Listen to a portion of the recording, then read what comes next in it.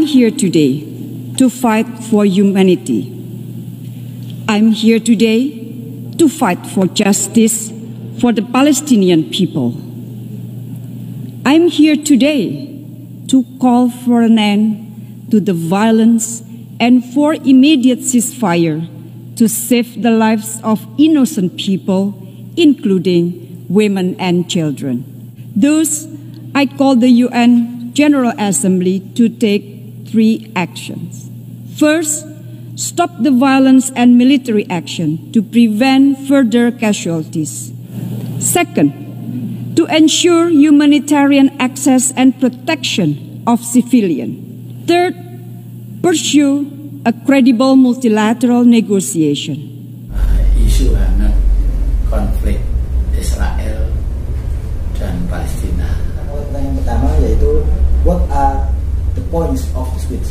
Wow, what are the points of the speech? Ya, maksudnya pesan bilang this is the violation of international law. Segera menghentikan the violation and military action by Israel. Jadi tindakan-tindakan Israel harus segera dihentikan. Iwi Garuda lambange angkasa, Jawa duwi ponyat denon Nuswantara. Iwi Garuda lambange angkasa, Jawa duwi ponyat denon Nuswantara. Iki kabeh tingalane raja. Assalamualaikum warahmatullahi wabarakatuh. Waalaikumsalam warahmatullahi wabarakatuh. Salam Rahayu. Bertemu lagi di acara Ngobrol Peduli bersama saya Caan dan Pak Demino. Selamat sore Pak De. Ya, sore. Apa kabar Pak De? Sehat-sehat. Sudah lama kita nggak ngobrol-ngobrol. Betul. Ya, ada momen hari raya Pak De ya. Iya. Sekarang kali ini kita mau ketemu lagi untuk ngobrol-ngobrol. Dan topik yang kita angkat ini kan tentang pidato dari Ibu Menteri Luar Negeri Bu Retno Marsudi. Betul. Ya. Apa alasannya Pak De? Kenapa harus kita angkat pidato beliau? Iya. Alasannya pertama adalah pidato Bu Retno ini ada kaitannya dengan isu hangat konflik Israel dan Palestina. Ya, kenapa kita ngurus Palestina dan Israel? Ya karena di negeri kita juga terpengaruh oleh isu-isu Israel Palestina ini. Dalam negeri sendiri ada pro kontra soal ini. Ada yang mengatakan bahwa bukan urusan Indonesia, tapi ada yang mengatakan bahwa ini amanat konstitusi untuk turut serta dalam perdamaian dunia dan macam-macam, bahkan ideologi juga ikut main di sini. Karena itu kita perlu paham pidato ini. Oke, saya punya 3 pertanyaan Pak De dari pidato beliau. Iya. Menteri Luar Negeri. Iya. Bu Retno Marsudi. Iya. Yaitu ada 3 aspek. Iya. Yang pertama, pesan utamanya pidatonya itu apa Pak De? Yang kedua yaitu aspek retorika. Iya. Terus yang ketiga adalah apakah pidatonya beliau ini ada sebuah power? Oke. Oke, kita mulai yang pertama Pak De ya. Iya, oke. What are the points of the speech? Wow, what are the points of the speech? Ya, maksudnya pesan inti. Pesan intinya dari betul. pidato ini. Ya, Indonesia mengirim Ibu Retno Marsudi untuk menyampaikan pesan-pesan dari Indonesia, yaitu dalam pidato Bu Retno ini kita mau menunjukkan pada PBB masyarakat internasional bahwa kondisi Israel dan Palestina ini kritis. Ini bukan konflik biasa. Pada dasarnya menurut dia dalam pidatonya dikatakan bahwa asymmetries in nature. Apa itu? Konflik ini asimetris in nature, sifatnya asimetris, tidak imbang. Tidak imbang. Ya, dan dia sebutkan bahwa ini konflik antara oppressor dengan negara yang menekan dan negara yang ditekan, yang dia katakan sebagai oppress, continuously oppress gitu ya. Jadi Palestina terus tertekan dan occupying power, dia bilang begitu, bahwa Israel ini adalah occupying force, yaitu kekuatan yang menduduki wilayah Palestina. Istilahnya ya kekuatan menjajah. Dan pihak Palestina ini occupied atau dijajah. Jadi memang sudah tidak imbang. Karena itu menurut Bu Retno, dia sampaikan bahwa masalahnya sudah bukan masalah pertempuran dua negara, tetapi ini masalahnya adalah masalah penjajahan, pendudukan. Dia katakan occupation is the core issue. Jadi penjajahan atau pendudukan adalah masalah utamanya. Sudah bukan masalah pihak ini masalah penjajahan. Oleh karena itu dia menilai bahwa Israel seharusnya tidak hanya dikutuk karena apa yang dilakukan Israel ini merupakan pelanggaran hukum internasional. Ya, Bu Retno bilang this is the violation of international law. Gitu. Nah, karena itu pesan karena itu Bu Retno dalam pidatonya mengajak masyarakat internasional untuk segera bertindak. Dan karena itu Bu Retno hadir di United Nations General Assembly. Bisa disebutkan secara spesifik? Ya, jadi Bu Retno mendesak PBB untuk segera menghentikan kekerasan dan tindakan aksi militer. Jadi segera menghentikan the violation and military action by Israel. Jadi tindakan Israel harus segera dihentikan. Gencatan senjata ini? Ya, detailnya, spesifiknya adalah harus ada gencatan senjata, harus segera terjadi. Di PBB harus memastikan ini segera terjadi dan sudah terjadi kan. Dan seluruh upaya, seluruh cara harus diupayakan untuk menghindari korban-korban lebih lanjut. Kemudian memastikan bahwa hal yang sama tidak terulang. Jadi ini terlalu lama bagi Palestina menghadapi tekanan ini, 13 tahun. Iya. Dan harus hadir PBB, international establishment, kata Bu Retno, must present there, harus hadir di sana. Jadi harus ada lembaga internasional yang hadir di Al-Quds, tempat konflik ini. Tujuannya untuk memonitor kelanjutan dari ceasefire ini, harus dimonitor dan menjamin ensure safety, menjamin keselamatan warga sipil. Itu terus juga melindungi tempat suci 3 agama. Ini milik dunia yang memang tugas masyarakat dunia untuk melindungi ini. Itu jadi pesan permintaan pertama dari Indonesia, stop the violence and military action by Israel. Sedangkan yang kedua adalah ensure humanitarian access and protection for civilian people. Kata Bulut begitu di pidatonya, ya, memastikan harus ada akses kemanusiaan dan melindungi masyarakat sipil. Nah, itu yang diminta.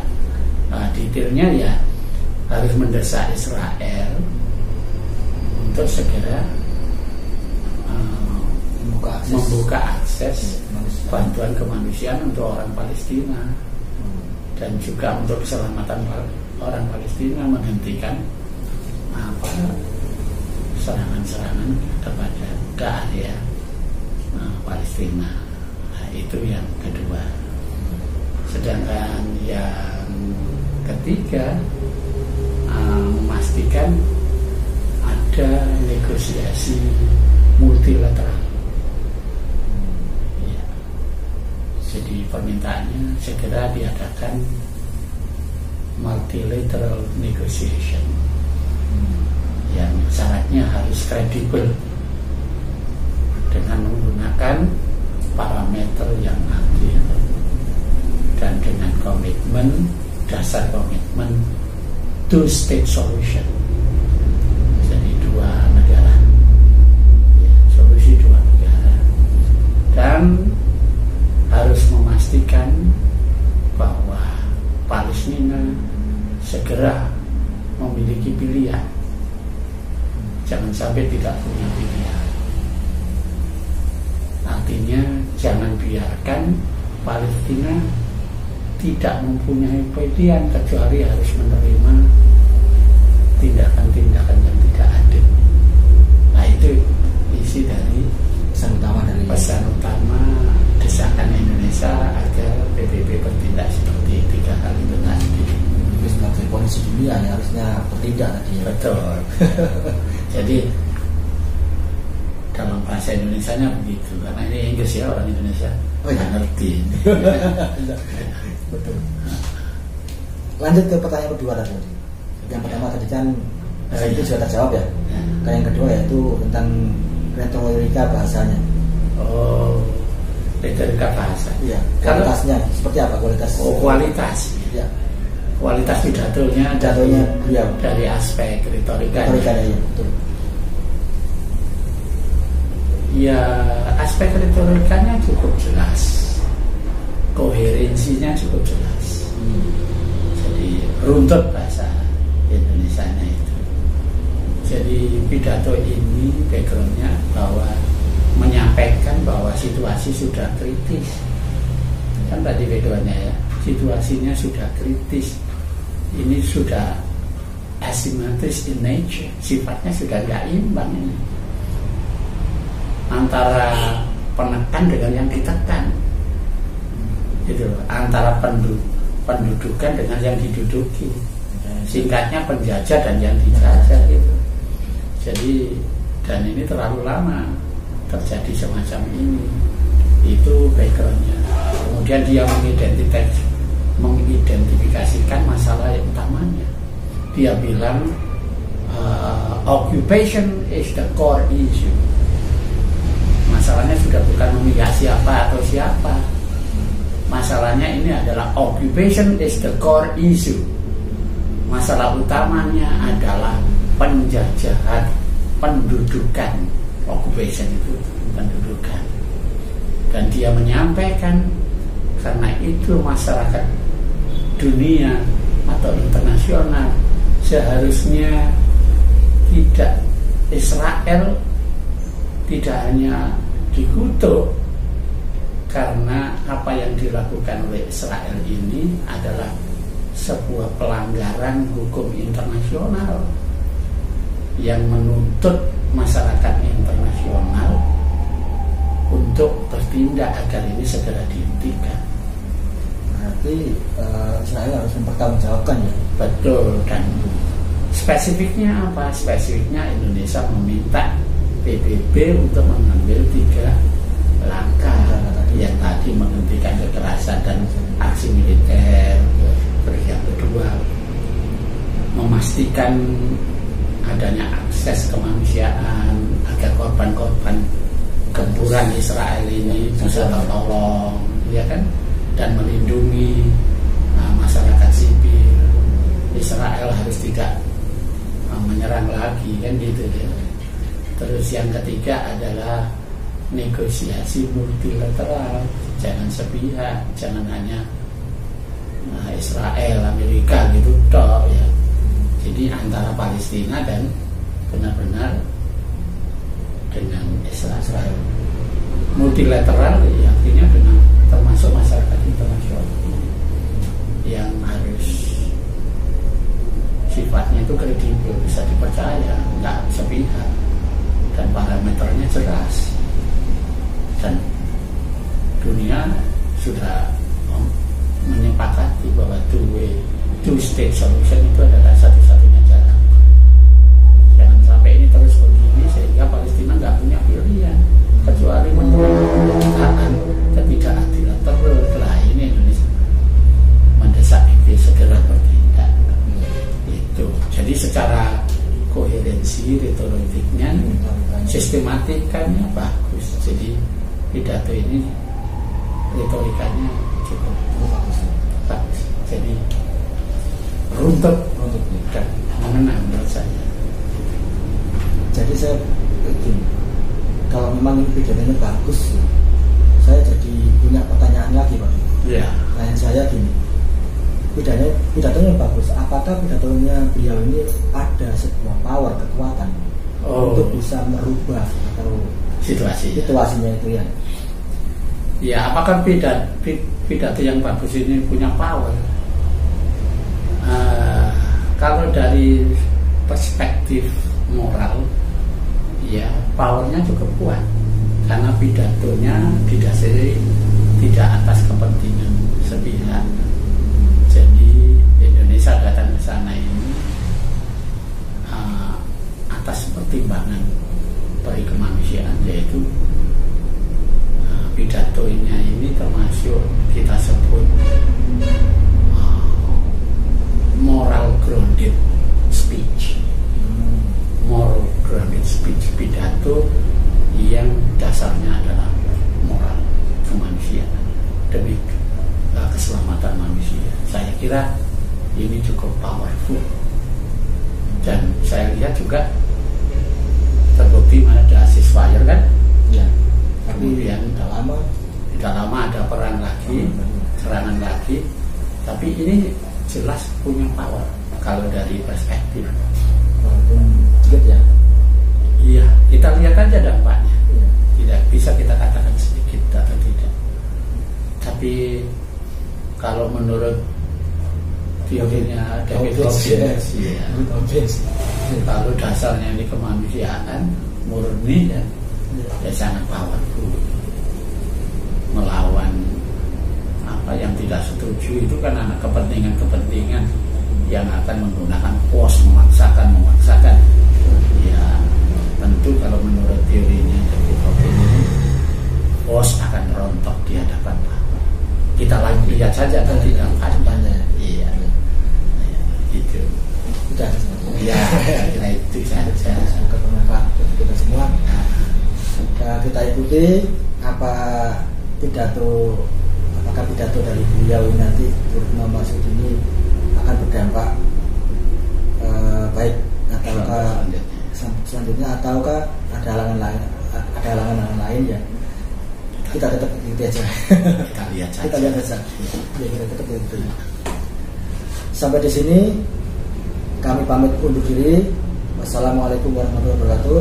Salam Rahayu, salam ngopi, ngobrol peduli.